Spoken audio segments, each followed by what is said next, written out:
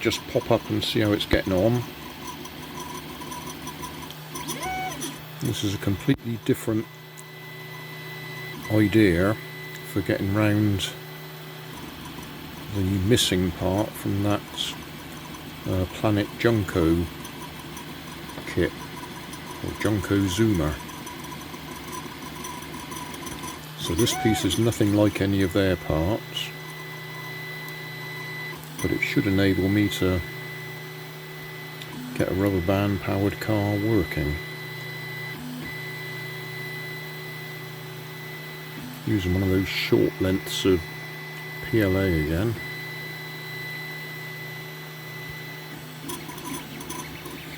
And 90% done. And I'm time-lapsing it anyway.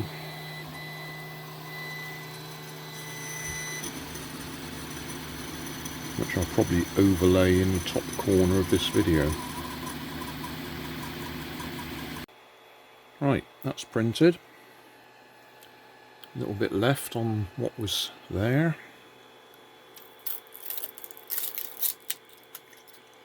Right, the idea of this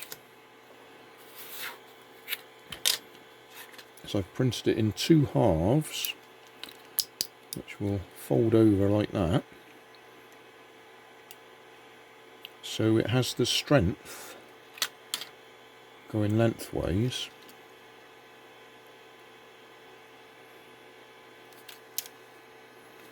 And we don't have a big, well,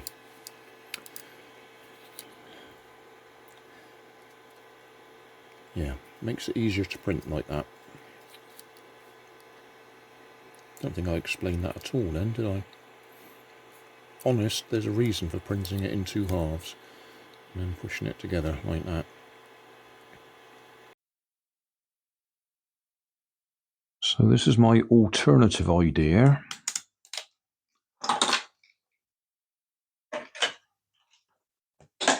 So we'll see if we can get it out and show you what I had in mind.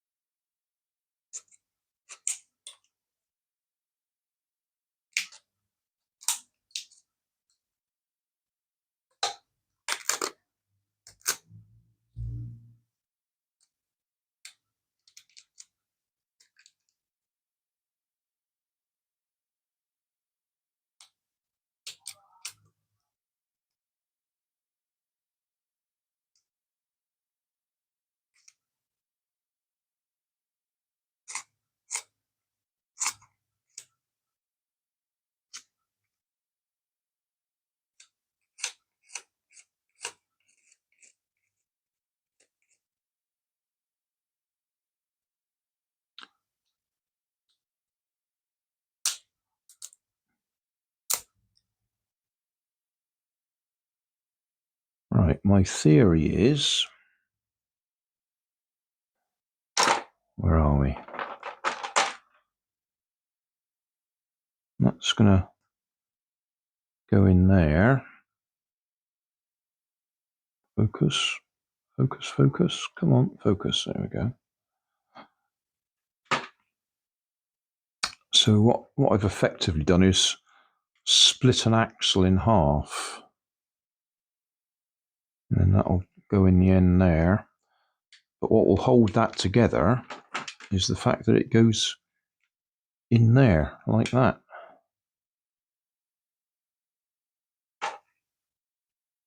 So we don't need to glue it together. It will hold itself together in there.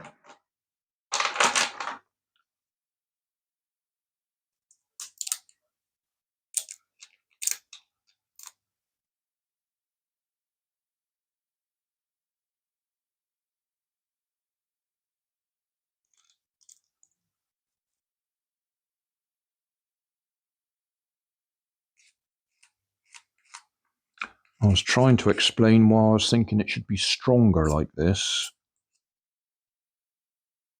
And I can't think of a good way of explaining it, so we'll just have to try it out, won't we? Well, the reason it'll be stronger than that one I 3D printed, the first one, the green one, was we haven't got big holes at the end here and very thin little edges holding it together. This is all printed with the grain going end to end, so that's the strength. And where the other one broke, the bit that broke doesn't exist anymore. We've done away with it.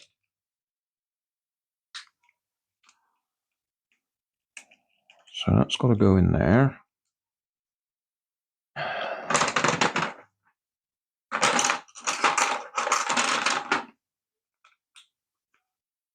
That's like that.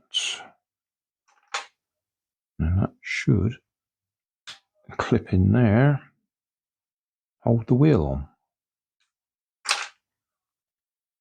And while I was designing that and printing it, I was thinking, why don't I just put an axle straight through the middle so that I can do my standard rubber band powered car where we have the rubber band attaching in the middle. Now, we can't do that easily, not the way this is designed, because this is designed to go on the outside of there. So what I'm going to do is put the wheels right out here. I'm going to print a hub, a different hub, and I can put one of my Poundland knitting needles through the middle of it as the axle. That'll go on the outside of there. This piece won't be here, but the axle will go right the way through onto the other one, and then we can attach our rubber band to the middle of the knitting needle, as I'm saying, in the middle there. But that's a different video. This one is to do it the way it's more or less designed.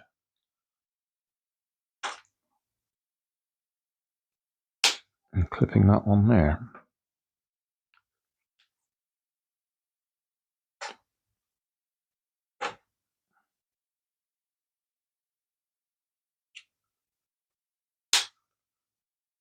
All right, so there we go. I'll put the rest of it together again, and we'll use what we've got for the front end and use that at the back end. So this is my redesigned version. You may notice I'm not doing the rubber bands the way they've designed it, which was connected on there, going that way through these holes and onto the hooked axle. In fact, I've got the back wheels are at the opposite end to the way they actually design it, because I want my rubber band to fly off when it's finished. And I found on the previous design, the rubber band was getting fouled on these when they should have been freewheeling. So that's what I want. I want it to fly off. So we'll try that now, up and down the kitchen.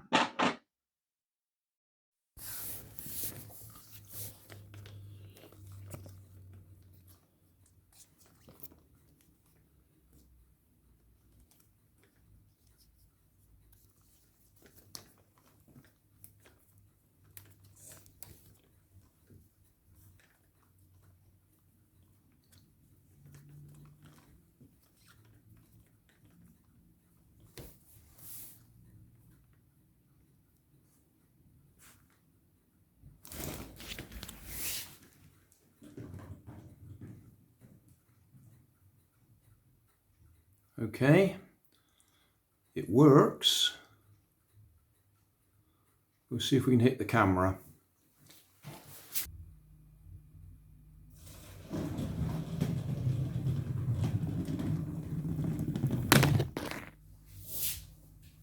Summary time. That works. but not as well as I'd hoped. It certainly allows me to make use of those wheels, but I'm going to go ahead and do my design with the knitting needle axle to replace it. So that will be next.